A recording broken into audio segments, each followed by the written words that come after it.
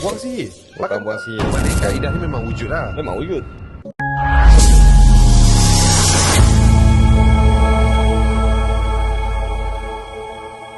Bekam dengan gangguan, dengan nak keluarkan jin dalam badan, memang betul. So maksudnya okey, saya ingat tadi bila cakap pasal bekam sihir ni, dia adalah just a claim, tapi memang ada ilmu. Memang ada ilmu dia. Bukan memang ada ilmu. Bila kita bekam tu confirm kita keluarkan gangguan dalam badan. Memang kita keluarkan gangguan pun. Sebab jin duduk dekat salur darah. Salur darah, tempat yang kotor. Bila kita bekam, darah tu keluar. Betul? Jin tu keluar sekali. Cuma yang jadi masalah, bila kita buat bekam, orang jadi meracau. Oh, faham.